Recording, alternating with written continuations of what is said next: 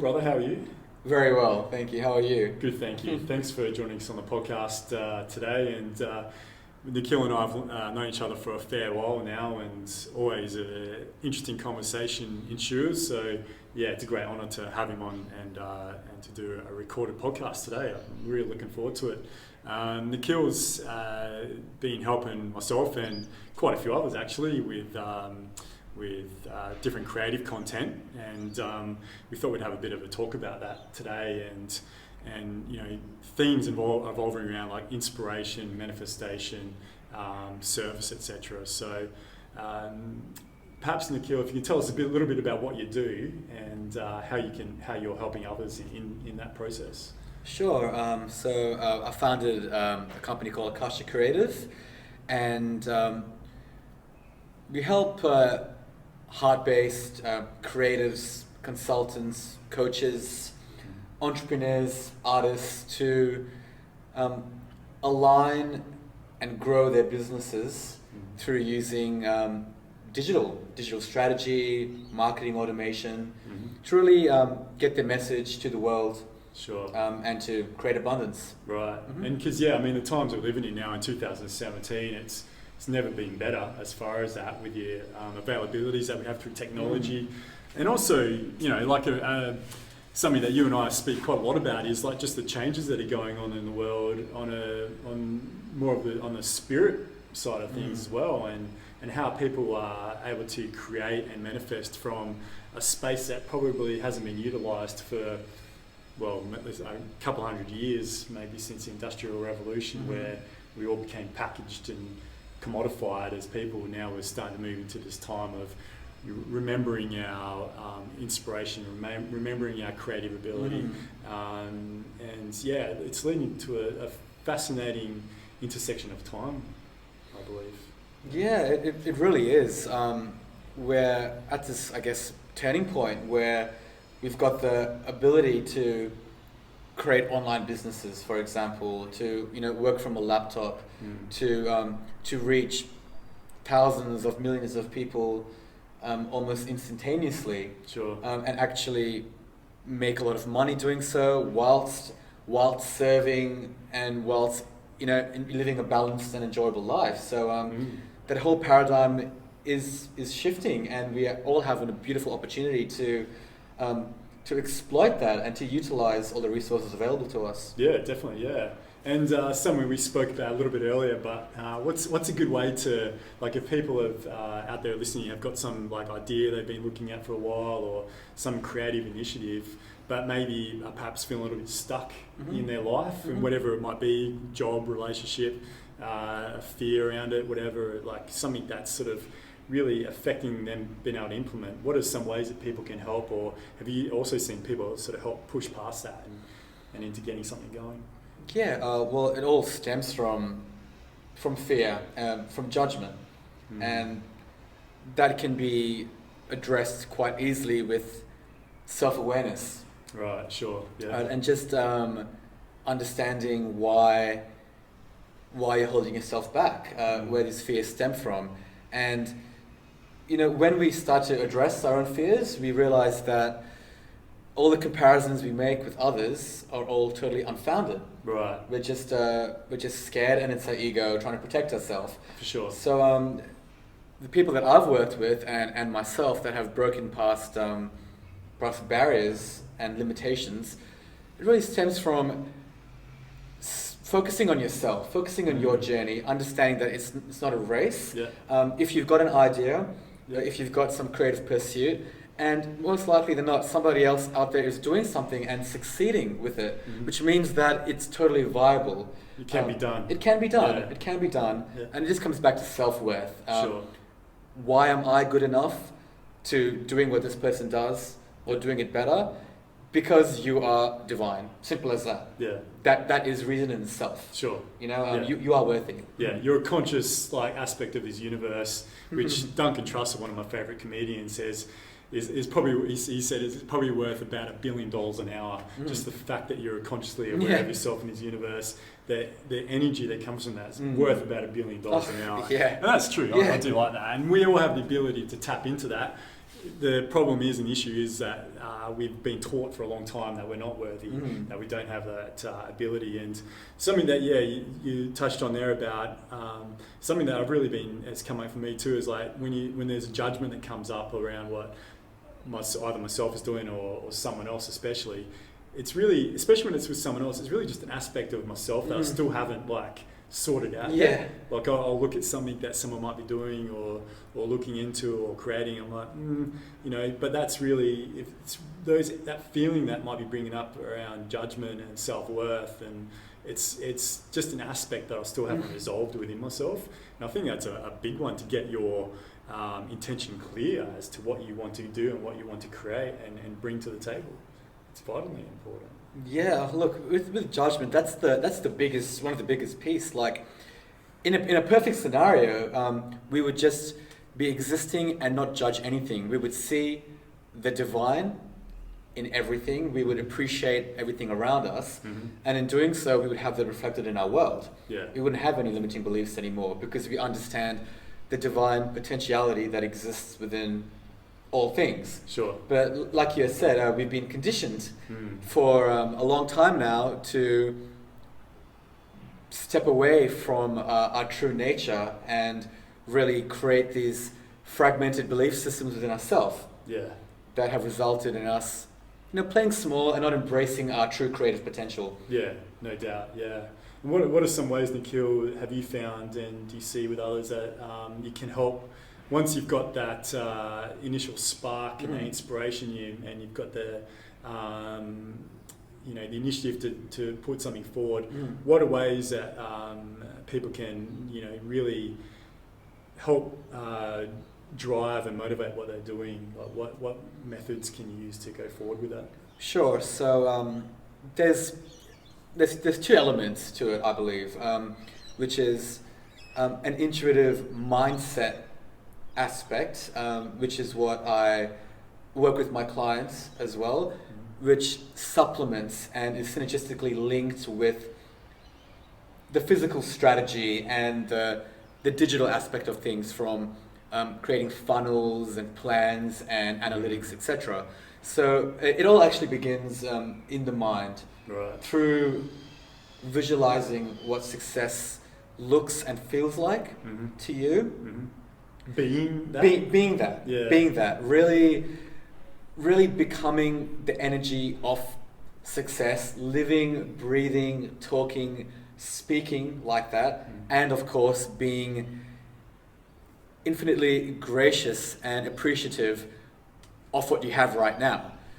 So it's really not hacking the universe, but in a way it is. Yeah. And this is the way that you can really make your whole process of creative expansion a lot easier. Yeah, definitely. Yeah, it's hacking is a good word, but it's sort of working with the flow of the universe, which isn't really, we're not taught how to work within the flow of the moon, the stars, the earth. Like it's much more about, especially again going back to with the industrial age and our schooling system, it's about like turning up between these times and creating and being of use between these times. But it's not everyone works that way. I know, certainly for myself, I'm writing something at the moment, and I find that I'm writing best at 1 o'clock in the morning, which is just ridiculous. Like between 1 and 2 o'clock, it's just like effortless. But if I try and do anything before that with it, it's really quite a struggle.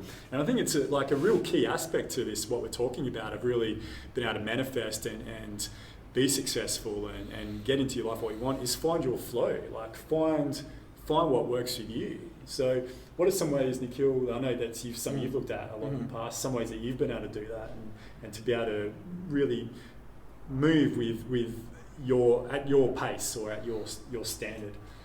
Sure. A crucial element is obviously developing a meditation practice. Right. Yeah. Because through meditation, obviously, you get in touch with yourself more. And meditation is not just 15 minutes or 20 minutes a day where you split the time apart. It's a constant process of mindfulness. Right. And when you're in that state, you can feel when you may be in more of a creative, productive, yang sort of a state, as opposed to a more introspective yin state where it may be time to just reflect and, you know, maybe read an inspirational book or whatever it might be.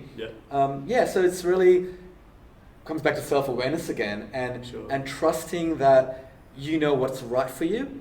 I'm still challenged at times with that need to be doing something because I've got this a schedule of my week ahead. But it's really, I believe, we're in this place where it's about honoring ourselves, and like Adrian, like you said, we are nature. We are part of this flow that's moving and in flux, and there's different seasons, which is not only in a macrocosmic scale, but in a microcosmic scale within your day and within your week. For sure. And it's just understanding that and embracing that, and it just comes back to connection with self again. Definitely. Yeah, but you're right. There's like a guilt around that though. Like working, there's a guilt around you're not being seen as being productive or like seen as being a good member of society if you choose to work that way, because it's not seen from the viewpoint that this socio-cultural economic system that we have set up of like this viewpoint of this is what you have to do. And it's not to say to go out and become a bum and not do anything. Like you still need to work your ass off and you still need to put the effort in, but it's doing so from a space that's much more in line with how you create and how you feel inspired. And for everyone that's different, it really is. And a key to each individual watching this is to find what works for you. I sort of realised today, and it's something I've sort of wanted to not admit to, but like I'm a slow learner when it comes to things. Like I'm not one of those people that picks up things well straight away and just do it. Like I take my time. Like it's not because I really want to. It's just the way I learn. Like I didn't start talking till I was like almost 3 years old, and just little things like that. Like I've always taken my time with things, whether it's with sport. But I know that when I get it, like I'm a motherfucker. Once I learn something, then it becomes ingrained in me, and I can really do that. And there may be people out there like me that learn like that and operate like that. And instead of in the past where I may have like just given up and thought, fuck it, I'm not getting it or whatever, or I need to go do something else. Just stick with it. And I think there's many different ways to learn, there's many different ways to manifest, but finding what's right for you is key to that. And I really feel like what you said there about meditation is an important aspect of that awareness, and being able to clear space for all the other elements of you and what you want to do to come in. It's important. And incredibly important. And look, we're at such a pivotal time right now. I believe we're being supported by universal energies to step into our power and to really, like you said, like it's really about finding your unique song. Find your song. It's finding your song. We're all individual individual creations, which are part of nature and which is obviously part of the divine. And it's getting in tune with your own natural rhythm. And we're all unique. There's not one way to do things. There's an infinite myriad of ways to doing things. And that'll evolve as well as you evolve. Yeah, exactly. Yeah, definitely. That's a very good point. It's not about like a final destination. It's more about the process. So it's doing the thing each day, each week, each year to process. Because there's never one point where you get to like, okay, cool, I've got to where I got to, and then now I can feel good about myself, or now I can like, celebrate or whatever. Celebrate each moment. Celebrate each day. Celebrate the process. And if you can do that, I feel like that's where true intuitive, creative spark comes in, like divine spark, really. That plays into what we were discussing earlier. When you're visualizing your version of success, it obviously has to be aligned with your soul's purpose, with your highest values, because that's what will bring you the most joy, the feeling of joy. And when you bring that into the moment, you've already achieved what you set out to do, which is to have that feeling. It's always been about the feeling. And like you rightfully said, when you reach that level of success that you've determined in your mind, nothing is really going to change if you've been feeling the same joy the whole way. If anything, you're going to want more and as you expand. So it's a really beautiful thing that we have everything that we could ever need or desire right now, which is happiness, love, compassion and acceptance, really. Yeah, definitely. Yeah, and approaching those from a space of gratitude, I think, is an important part of it as well. I shouldn't say think, I feel is an important part of it as well. I know gratitude certainly has helped me in times where I have felt a little bit stuck or a little bit judgmental or like concerned about what I do have. Just for showing gratitude for showing gratitude for what I actually do have, which is really a pretty phenomenal life. Yeah. I mean, and like here we are, Nikhil, we're out, it's almost winter, we're out on this nice day, having Stunning. an awesome conversation and working on some creative pursuits together. There's lots to be grateful for in life, and that's an important aspect of manifesting, I really feel, is not just understanding what you want and what you want to achieve, but also just having gratitude and thankfulness for what you have now. The two play hand in hand. Yes, that's the other piece to the puzzle, and it's quite paradoxical in a way, because we're seeking and we're expanding and we want more, yet we have so much already, and within those two poles lies us. Yeah. And it's integrating both, I believe. But I mean, if you can just be gracious and thankful and appreciative, that in itself is going to bring you bountiful abundance in your life. Most definitely. Yeah, and it starts from a place of generality. Like, I know we are bombarded with a lot of problems and issues at life at times, but if you've woken up in the morning with a roof over your head and you've had one meal every day, you've won at life. That's a pretty good start. Yeah, right there. Yeah, and it's just starting with those general feelings, appreciating like the bed that you slept on, appreciating your body, and just building with that momentum, and then life becomes a symphony. Yeah, most definitely. Yeah, I like that. Yeah, a real symphony. There's a harmonization that occurs from there that takes some awareness and takes some mindfulness to stay in that middle ground, or in that balanced state. There's lots of forces at play. We were speaking earlier of a dualistic reality that we live in, which is changing. We're moving out of that dualistic reality, but that balance, or that point in the center there of, I like the analogy of like the toroidal field, like that point in the center where all creation, all time, all matter comes from. Is our divine spark, is our divine energy, and we're it. Like, you are it. You are that thing. Like, there's nothing. The only thing holding you back from that is things that you've learned, and we've all learned from our social backgrounds, our cultural backgrounds. But it's all bullshit. Like, it really is. Like, who you are is who you are, and only you know who that is. And what's fascinating in what's happening in 2017 is that it's never been easy for us to actually do something about it and implement that and share that with the rest of the world as well. It's incredible. And look at all the stuff that we've dealt in our lives. You call it your mess, all your trials and tribulations. As we overcome that shapes who we are now, and that actually is your gift to the world, because through your experiences and your successes and your victories, your gifts are fine-tuned and tempered, and that's what people need. That's what the world is waiting for, your unique message and your unique song. And there's no excuse for any of us to play small, because we're not serving ourselves, we're not serving others. And now it's very, very easy to get behind a camera, or to engage somebody to help you, to get your message out there, to create a product or service based on your natural gifts. Sure. And just serve, and be paid for it, as well. Definitely, I mean, that's what it's all about. There is like really utilizing those to, like, we're all in this together. So working together is like a vital, going back to a tribal heritage, where to be successful as a tribe, you really have to work together, and we've forgotten about that. It's much more, greed, ego have come into it, where it's getting one over the other man, but so we've been taught that that's the way to be successful, but it's actually not. I mean, it's a way in the paradigm that we've set up for ourselves, but it's not the way. No.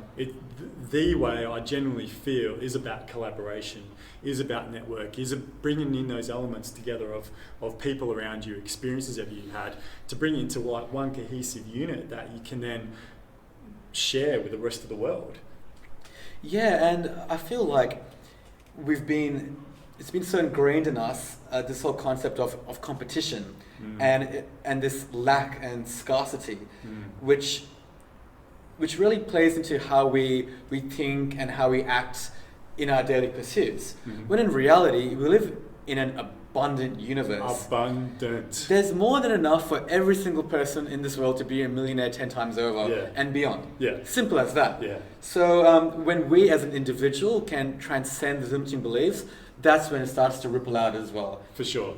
If the richer I get, the more abundant I get, the more abundant you get. And it's just, this is how we are going to create this new world. Exactly, yeah. And it's about showing that. I mean, if you're watching this, you're probably of that understanding. You probably realize that it's really now about showing that, like understanding that the way things have been aren't quite right. Like Morpheus said, you know something's not quite right. And the best way to improve the world and the best way to improve, well, it first starts by improving your own world, which I'm sure, no doubt, that many of you watching this are already on that journey. But then once you've got an aspect of that, sharing that as well, and bringing people in, bringing experiences in, that really help facilitate that, because the world needs it. Like, it really does. I don't think I'm not being too coy or dismissive by saying that the world needs it, because it does. It does. We can see what's going on. It's time to just be that beacon of light which you are. As you shine and embrace your creative gifts, others see it and they get drawn to it, and they understand that they are capable of this as well. Yep. Because innately, that's who we all are, right? So it's extremely powerful to, and more than powerful, it's the time to stop hiding. Yeah.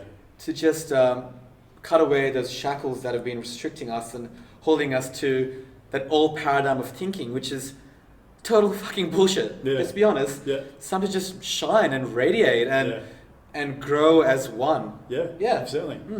Nikhil, what are some actionable steps then that people can take if they've got an understanding of that, they've got an awareness of that, they may have been on a journey for this period of time? What are some actionable steps that people can take then to help, like, really do that, show themselves, be seen, and create and implement for the service to others?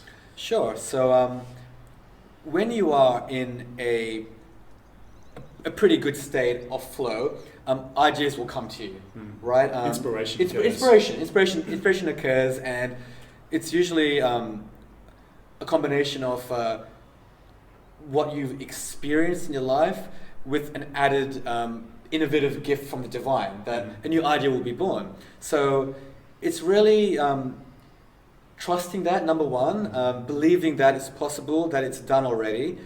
Then it's creating a bit of a plan and a strategy. Sure. To really ground your idea into this world. There's so much power in writing something down, for example. It is, for sure. Yeah, right? definitely. So in a more practical context, creating a business plan as a basic guideline to project forward some actionable steps to grow your business. Like a framework? A framework. Yeah. It's a skeleton. In a way. Yeah. And this will also be supplemented by a marketing strategy. Now, this may sound intimidating to most, but this is another important part. Follow your core genius, and I guarantee you there's somebody else out there whose core genius is to create a marketing plan or whatever that might be for a particular business. Yeah.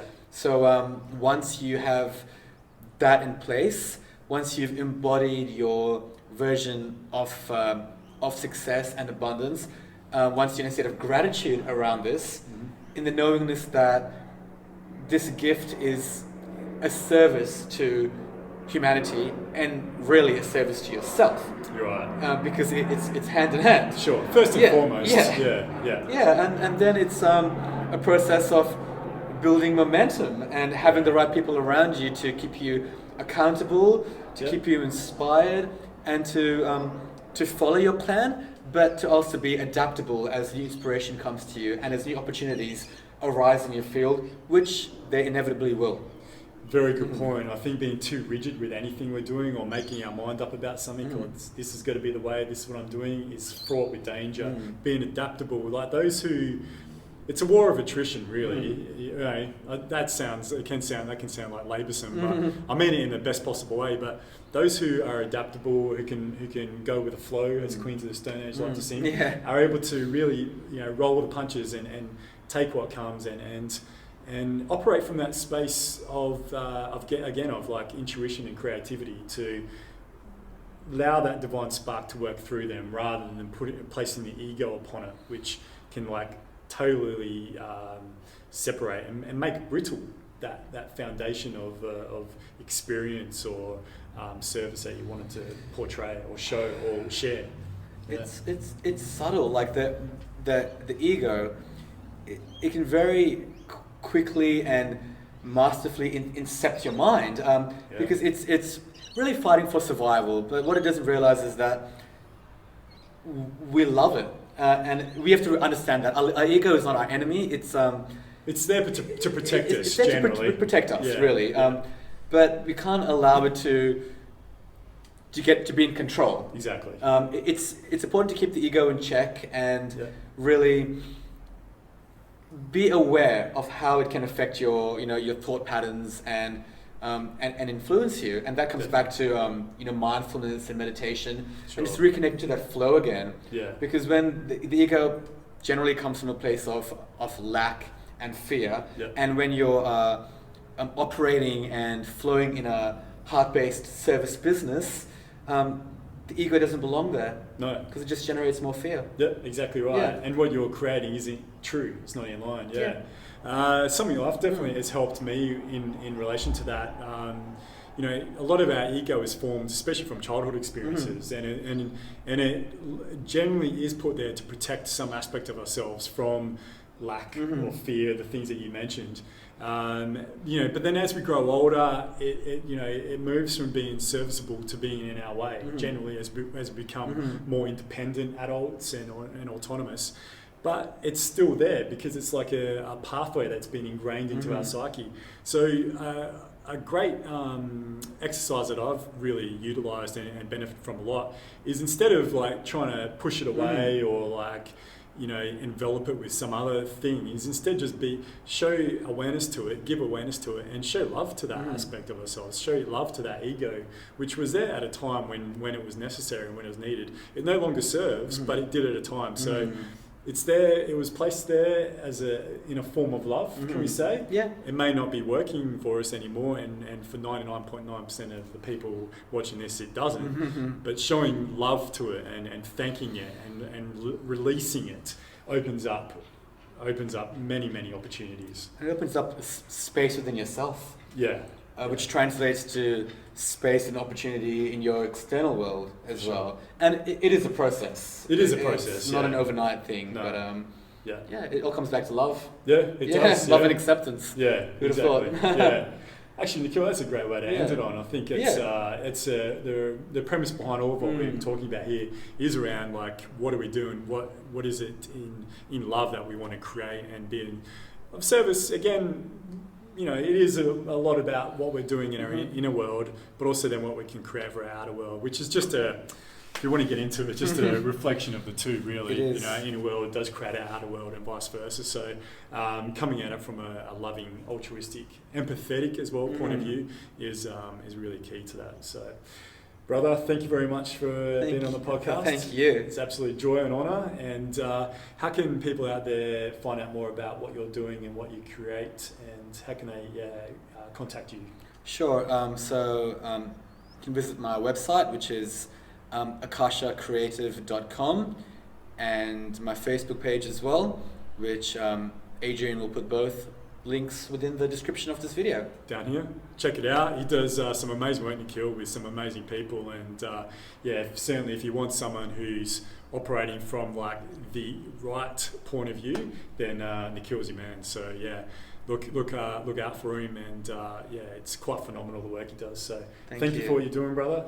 Thank you for being on the podcast. Really appreciate it. We're going to go away. He's helping me with a few things now, so it's phenomenal what he's been able to help me with, and I look forward to doing another podcast like this sometime in the future. no doubt we're going to have many more conversations I like this in think between. so. But it'd be good if we could record all of them, but unfortunately not. But yeah, thank you very much everyone for tuning in and listening and watching, and we'll see you next time. Bye. Thank you.